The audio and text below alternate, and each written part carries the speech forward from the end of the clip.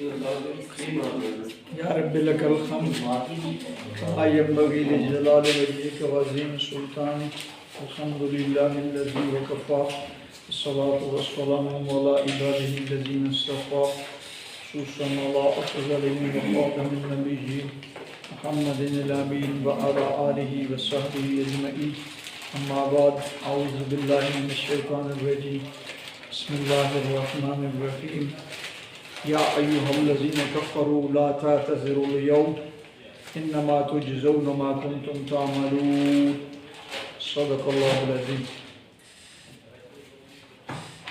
سورہ تحریم کی ابتدائی 6 آیات ہم نے مطالعہ کر لی تھی اور اس کا کل نصاب 12 آیات کا ہے، تو یہ 7ویں آیت ہے جو میں نے ابھی تلاوت کی ہے۔ 6ٹھی آیہ مبارکہ میں حکم تھا یا ایھا الذین آمنوا قوا انفسکم واہلیکم نارا، اہل ایمان اپنے آپ کو اور اپنے گھر والوں کو جہنم کی آگ سے بچاؤ۔ اور جب کوئی قرآن مجید میں حکم آئے اور اس حکم کے بعد کفر کا ذکر آ جائے تو وہ کفر اصطلاحاً کفر نہیں ہوتا، یعنی کافروں سے خطاب نہیں ہوتا، وہ عملاً کفر کی بات ہوتی ہے۔ اس حکم کی ادا نہ کرنے پر، حکم عدولی پر کفر کا لفظ استعمال ہوتا ہے۔ یہ قرآن مجید کے کئی مقامات میں یہ اسلوب میں مل جاتا ہے۔ مثلا سورہ ال عمران میں حکم ہوا ہے وَلِلَّهِ عَلَى النَّاسِ حِجُّ الْبَيْتِ مَنِ اسْتَطَاعَ إِلَيْهِ سَبِيلًا، اللہ کے گھر کا حق ہے لوگوں کے اوپر کہ جب وہ ان کی استطاعت ہو تو وہ اس کے گھر کا حج کریں۔ وَمَنْ كَفَرَ فَإِنَّ اللَّهَ غَنِيُّ الْعَالَمِينَ، اور جو کوئی یہ حکم پورا نہ کرے ان سے، جہان والوں سے اللہ بے پرواہ ہے۔ وہاں اس حکم کو پورا نہ کرنے پہ کفر کی بات آ رہی ہے۔ اسی طرح یہاں پر بھی یہ اسلوب ہے کہ پچھلی آیت میں حکم تھا کہ اپنے آپ کو اور گھر والوں کو جہنم کی آگ سے بچاؤ، اب یہ حکم پورا نہ کرنے والوں کو اگلی آیت میں خطاب ہے یا ایھا الذین کفروا لا تعتذروا اليوم، آج کے دن منت سماجتیں نہ کرو، آج کے دن تم معذرتیں نہ کرو، انما تجزون ما کنتم تعملون، اور تمہیں وہی کچھ ملے گا جو تم نے عمل کیا، جو تم نے محنت کی۔ اس کا ایک اس میں پس منظر مفسرین نے لکھا کہ دیکھیں اللہ کے رسول صلی اللہ علیہ وسلم پر یہ کلام نازل ہوا اور آپ صلی اللہ علیہ وسلم نے اپنے متعلقین کو ایک ایک کا نام لے کر کے اپنے اعمال کی طرف رغبت دلائی۔ صفیہ حضور کی پھوپھی تھی، ان کو کہا اے میری پھوپھی تم اپنے آپ کو جہنم کی آگ سے بچاؤ۔ اپنے چچا کو کہا، اپنی بیٹی کو کہا یا فاطمہ تو بنت محمد انقذی نفسک من النار، نفس کے، وہ جو خالد صاحب کہہ رہے تھے نا کہ مرد اور عورت کے صیغے میں تبدیلی آ جاتی ہے، تو عموماً نفس کا ہوتا ہے، وہ بچی ہے، عورت ہے، نفس کے من النار، انی لا املک من اللہ ضرا ولا نفع، میں اللہ کی جناب میں تیرے لیے نفع نقصان کا کوئی اختیار نہیں رکھتا، تو خود کوشش کر، تو خود محنت کر اور اپنے آپ کو جہنم کی آگ سے بچا۔ یہ اسلوب جو ہے ایک سربراہ خاندان کے لیے، اپنی اولاد متعلقین کے لیے مطلوب ہے کہ خود بھی وہ، جیسے سورہ فرقان میں ہم نے پڑھا تھا کہ ربنا ھب لنا من ازواجنا وذرریاتنا قرۃ اعین وجعلنا للمتقین اماما، دعا بھی کریں گے اے اللہ ہمارے گھر والوں کو، ہمارے بچوں کو تو ہدایت کے راستے پہ چلا اور ہماری آنکھوں کی ٹھنڈک بنا اور ہمیں ان کا متقین کا امام بنا، یعنی ہم آگے ہوں وہ پیچھے ہوں، ہم بھی تقویٰ کی روش پر ہوں وہ بھی تقویٰ کی روش پر ہوں، ہمیں خود بھی تقویٰ۔ ورنہ قرآن مجید بڑی چال شیٹ دیتا ہے اتامرون الناس بالبر وتنسون انفسکم، بس لوگوں کو یہ نیکیاں بتانی ہے، تبلیغ کرنی ہے اور اپنے آپ کو ڈھیلے رکھنا ہے، اپنی فکر نہیں کرنی، اپنی فکر پہلے۔ اس لیے یہاں بھی کہا قوا انفسکم واہلیکم، بچاؤ اپنے آپ کو اور اپنے گھر والوں کو۔ تو یہ جو بہانے بنانے والی بات ہے یہ کفر کے حوالے سے جو عملاً کفر کیا اس پر آیا۔ سورہ ال عمران میں آتا ہے یا ایھا الذین آمنوا انفقوا مما رزقناکم من قبل ان یاتی احدکم الموت، یا ایھا الذین آمنوا انفقوا مما رزقناکم من قبل ان یاتی یوم لا بیع فیہ ولا خلۃ ولا شفاعۃ والکافرون هم الظالمون. یہاں پھر کفر آ گیا، اور انکار کرنے والے ہی ظالم ہیں. ان باتوں پر لبیک کہنا ایمان والوں سے ڈیمانڈ ہے، بھئی تم وہ مال خرچ کرو جو ہم نے تمہیں دیا اس دن کے آنے سے پہلے پہلے، کہ جس دن نہ کاروبار کا ہوگا، نہ سفارش کام آئے گی، نہ دوستیاں چلے گی. اور جو یہ نہ کریں گے، اپنے مال خرچ نہ کریں گے، بخل کا مظاہرہ کریں گے، تو کفر کرنے والے، عمل نہ کرنے والے ہی اپنے آپ پہ ظلم اٹھانے والے ہیں. تو یہ اسلوب کو ذہن میں رکھتے ہوئے آگے چلتے ہیں. یا ایھا الذین آمنوا توبوا الی اللہ. ایک اور بڑا حکم ہے، امر کے ساتھ ہے، مومنو اللہ کی جناب میں توبہ کرو. توبہ کون سی کرو؟ توبۃ نصوحا، خالص. یہ جو نصح ہے یہ خالص مند کے لیے استعمال ہوتا ہے. جو شہد ہوتا ہے خالص، اس کے لیے عربی میں آتا ہے اصل ناصح، خالص شہد، اصل ناصح، خالص شہد. تو یہاں پر نصوح اخلاص کے لیے استعمال ہوا ہے. ایسی توبہ جو ظاہر باہر میں توبہ، یہ نہیں کہ تسبیح استغفار اور توبہ کی چل رہی ہے اور معاملات زندگی کسی نہ پر ہے، ایسا نہیں. توبہ ایسی ہو جس میں اپنے کیے پر ندامت ہو، شرمندگی ہو اللہ کے سامنے، اور پھر اس کا اعتراف ہو، پھر اس کو آئندہ نہ کرنے کا مکمل مصمم ارادہ اور تہیہ ہو، اور پھر اللہ سے مغفرت کی دعا بھی ہو، بخشش بھی ہو. یہ توبہ ہے ان شرائط کے ساتھ، حقیقی ندامت کے ساتھ، آئندہ گناہ نہ کرنے کے عہد کے ساتھ، عملاً اس کو ترک کرنے کے ساتھ. اور حضرت علی کا ایک قول ملتا ہے، وہ فرماتے ہیں تم توبہ ایسی کرو کہ اب اپنے نفس کو اطاعت کی کڑی سڑک پر اللہ کے سامنے کھڑا کر کے اس اطاعت کے راستے پر اس کو مشقت میں ڈالو. جیسے تم نے نفس کو آزادی دے کے حلاوت گناہ کی اور مزہ گناہ کا لیتے رہے، اب نفس کو تم اطاعت والی سڑک پر چلا کے سختی کرو. اطاعت جو ہے یہ ہوتی ہے آمادگی کے ساتھ، مجبوری سے نہیں ہوتی. اطاعت کا لفظ تو سے بنا ہے. تو حضرت علی یہ کہتے ہیں کہ توبہ کی شرائط میں یہ بھی ایک شرط ہے کہ جو لذت نفس نے حاصل کی گناہ اور معصیت میں، اب وہ سختی کے ساتھ اطاعت کے دائرے میں رہے. عسیٰ ربکم ان یکفر عنکم سیئاتکم. امید ہے کہ تمہارا رب تمہارے گناہ تم سے ہٹا دے گا، تم سے دور کر دے گا. توبہ کا ایسا دروازہ ہے جو اللہ نے انسانوں پر مہربانی کرتے ہوئے کھولا ہے، کہ جیسے یہ حدیث میں نے پچھلی دفعہ بھی بیان کی تھی کہ التائب من الذنب کمن لا ذنب لہ. ایک توبہ اسلوب کے ساتھ کرنے والا اللہ کی جناب میں ایسے ہے جیسے کہ گناہ کیا ہی نہیں. اتنی اللہ کی مہربانی ہو، وہ سب انسان سوچ نہیں سکتا. ایک کام کیا ہے پھر اللہ نے معاف کر دیا.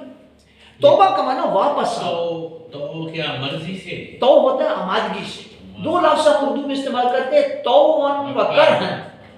اس میں اب متضاد سے سمجھ آ جائے گی. تو یدخلکم جنات تجری، ایک تو تمہاری برائیاں تم سے اللہ دور کر دے گا، دوسرا تمہیں ایسے باغات میں رہائش دے گا جن میں جاری ہیں نہر، تجری من تحتہا الانہار. بڑا خوبصورت آئیڈیل مقام، پکنک کے لیے ہم جاتے ہیں، اور دریا بہہ رہا تھا، وہاں نہریں تھیں، کشتیاں چل رہی تھیں، سبزہ تھا، درخت تھے، پھل تھے، پہاڑیاں تھے، آبشاریں تھیں. یہ سب ہم بڑے شوق سے بڑے سفر کر کے جاتے. یہ ہے انسان کی نفسیات. انسان کو اچھی لگتی ہے، بھلی لگتی ہے، فطرت کی یہ مظاہر یہاں بھی ہیں.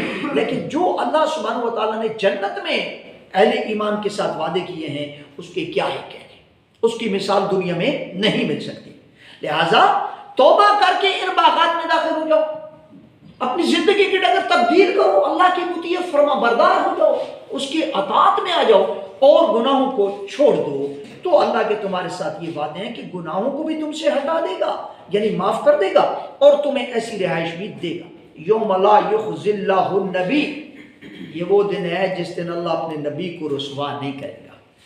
والذین ما آمنوا معہ، اور نہ ہی اس کے ساتھ ایمان لانے والے. مائیت جیسے ہم کہتے ہیں، بمائے اہل و عیال. تو نبی اور ان کے ایمان والے ساتھیوں کو اللہ رسوا نہیں کرے گا.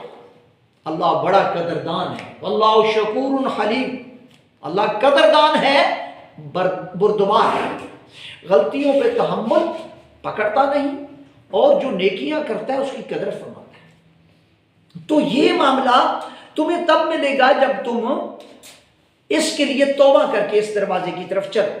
پھر آگے مزید فرمایا نورہم یسعی بین ایدیہم و بایمانہم، یہ وہ دن ہوگا جس دن روشنی ان کے سامنے اور ان کی دانے جانے ہوگی۔ اب یہ جو روشنی ہے، یہ جو نور ہے، جو خصوصیت سے اہل ایمان کو عطا فرمایا جائے گا، یہ دو چیزوں کا مجموعہ ہے۔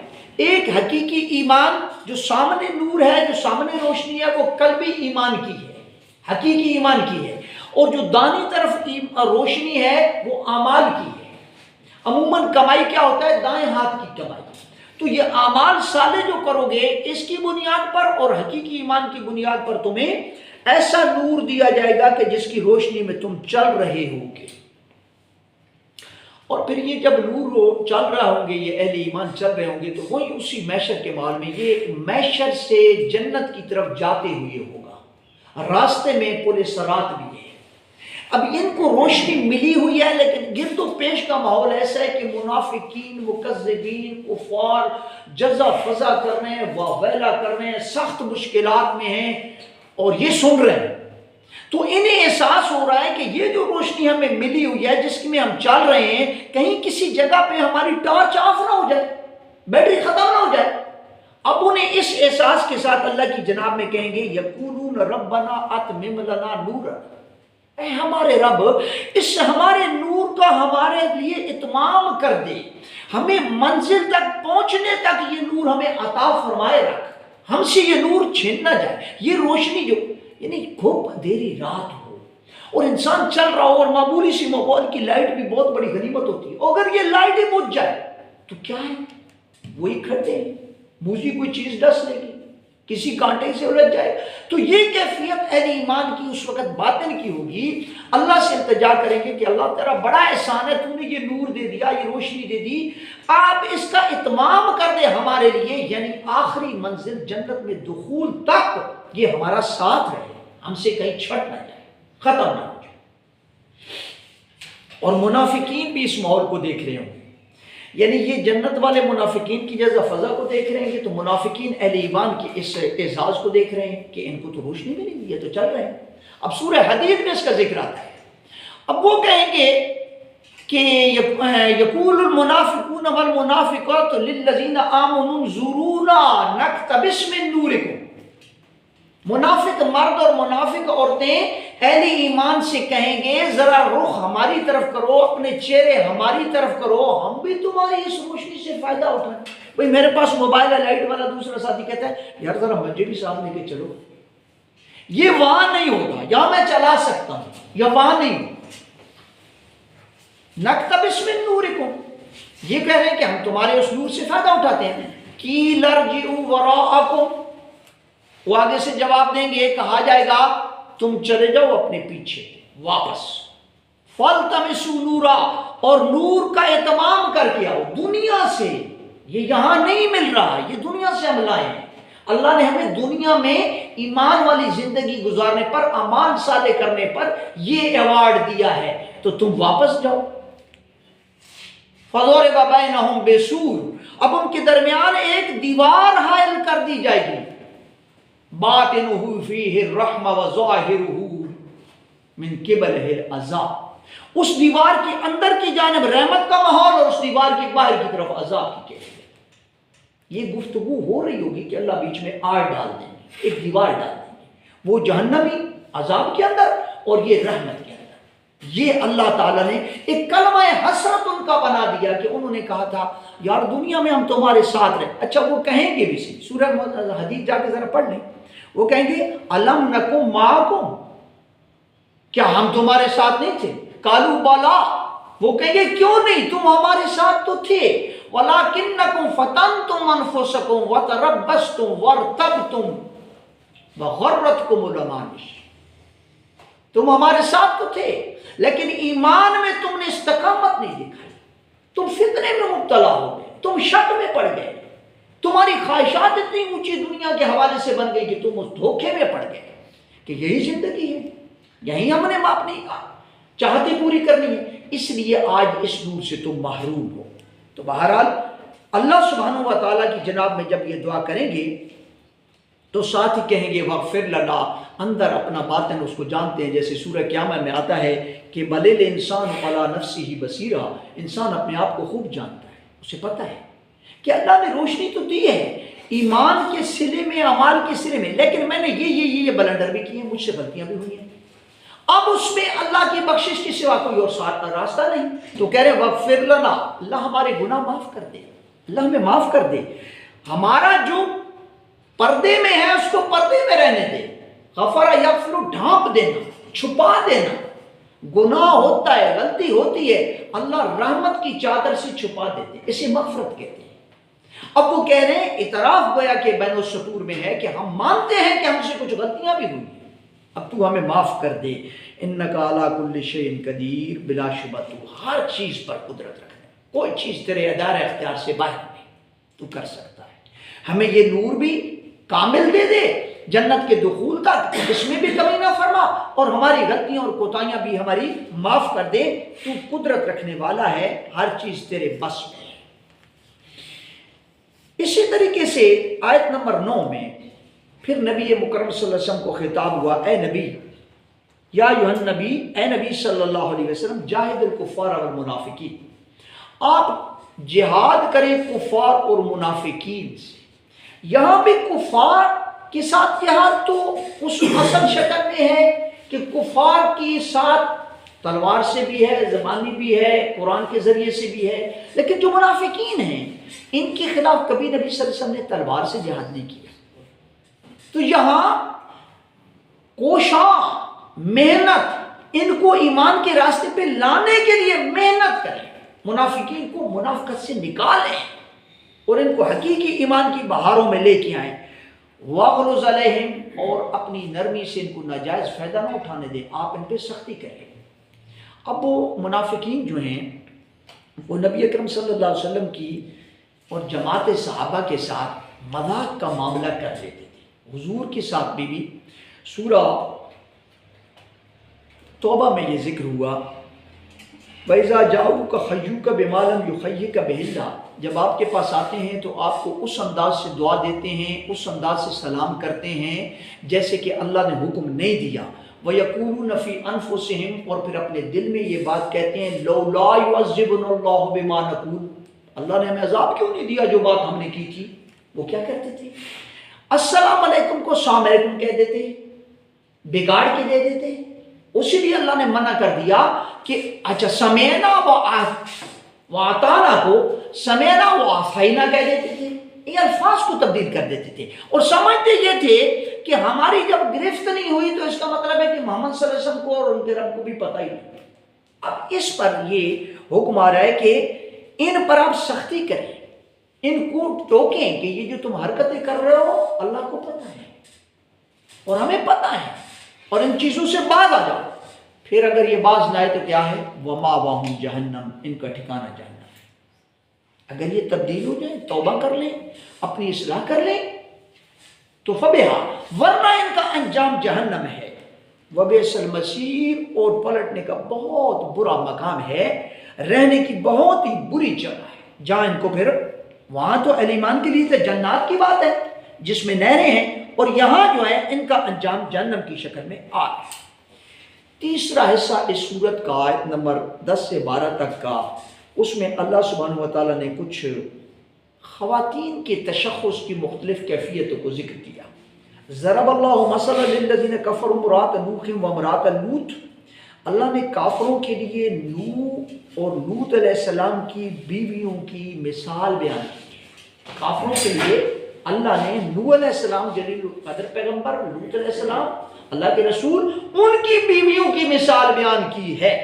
کانتا تحت عبدین من عبادنا، یہ ہمارے دو بندوں کے محتاط تھیں، ان کی زوجیت میں تھیں، ان کے خاندان کا حصہ تھیں، اور ہمارے بندے وہ کون سے تھے؟ صالحین، جو نیک تھے، فرما بردار تھے۔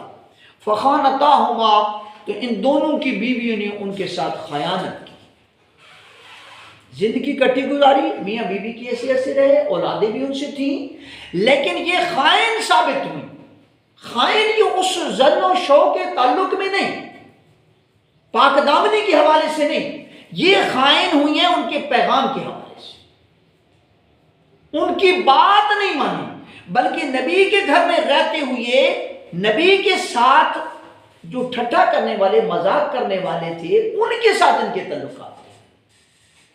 تو گویا کہ یہ علماء نے کہا یہ صریحاً کافرہ بھی نہیں تھی، قانونی طور پہ کافرہ بھی نہیں تھی، یہ عملاً کافرہ تھی، منافقت میں پڑی ہوئی تھی کہ بظاہر تابع فرمان نبی کی تھیں، لیکن ان کی ہمدردیاں دشمنوں کے ساتھ، باغیوں کے ساتھ، انہوں نے خیانت کی۔ اب جب انہوں نے خیانت کی تو ان کا فیصلہ کیا ہوا؟ فَلَمْ يُغْنِيَا عَنْهُمَا مِنَ اللَّهِ شَيْئًا، ان دونوں کے لیے ان کے شوہر، بحیثیت شوہر، ان کے رسول کچھ کام نہیں آئے۔ وَقِيلَ ادْخُلَا النَّارَ مَعَ الدَّاخِلِينَ، اور دونوں سے کہہ دیا گیا کہ تم جہنم میں داخل ہونے والوں کے ساتھ داخل ہو جاؤ۔ کیلا یہ ماضی کا صیغہ لایا گیا، حالانکہ ابھی تو داخلہ ہوا نہیں، تو برزخی جو زندگی ہے اس میں وہ جہنم کے ماحول میں ہیں، اور پھر یہ کہ یہ تاکید کا ایک اسلوب ہے کہ کوئی بات مستقبل کی کرتے ہوئے ایسے کہ جیسے ہو گیا، ہو چکا، ایسے اردو میں ہم کہتے ہیں، کوئی بات پیشن گوئی کر رہے ہوں اور وہ کہتا ہے نہیں نہیں یہ مشکل ہے، وہ کہتا ہے بھائی یہ ہو چکا، تو یہ ماضی کی طرف ہم لے جاتے ہیں، یعنی جیسے ماضی کی بات کو جھٹلایا نہیں جا سکتا، وہ ہو چکی ہے، اسی طرح یہ بھی یقینی طور پر ہونے والا۔ تو دو بیویاں فرما بردار صالح لوگوں کی اپنی بدعمالیوں کی وجہ سے جہنم میں چلی گئی۔ تو مشرکین مکہ کو اور دوسرے لوگ جو دوسری ہستیوں سے اپنی وابستگی کی بنیاد پر یہ توقع کرتے ہیں کہ ان کی وجہ سے ہمیں بھی لیب مل جائے گا، اس کی نفی کرتے ہیں، ایسا نہیں ہوگا، اعمال کا ہے۔ وَضَرَبَ اللَّهُ مَثَلًا لِّلَّذِينَ آمَنُوا امْرَأَتَ فِرْعَوْنَ، ایک اور ماحول کا ذکر کیا، اور مثال بیان کرتا ہے اللہ ایمان والوں کے سامنے فرعون کی بیوی کی۔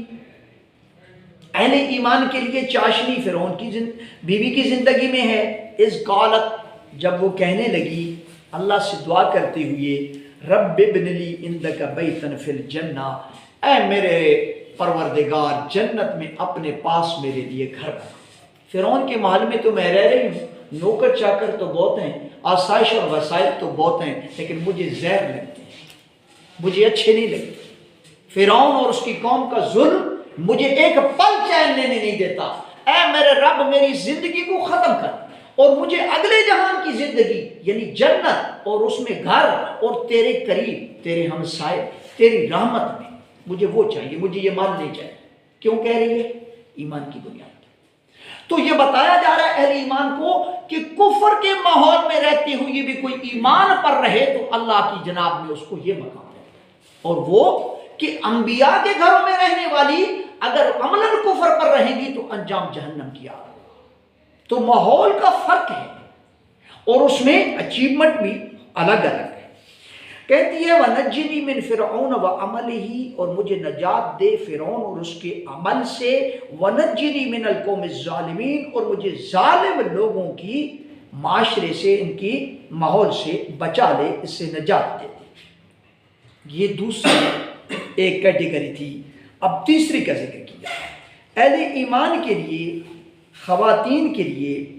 فرعون کی بیوی حضرت آسیہ کی مثال بیان کرنے کے بعد فرمایا وہ مریم ابنت عمران، اور مریم جو بیٹی تھی عمران کی۔ بعض نے کہا کہ آل عمران میں سے تھی اس لیے بیٹی عمران کی کہہ دیا، اور بعض نے کہا کہ ہو سکتا ہے اس کے والد کا نام بھی عمران ہو۔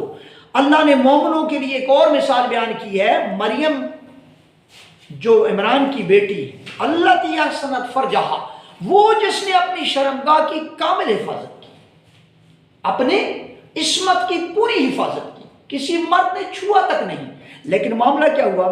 فنفخنا فیہ من روحنا، ہم نے اس میں اپنی روح میں سے پھونک دیا، اور اس پھونکنے کی وجہ سے اس کے ہاں بیٹے کی ولادت ہوئی۔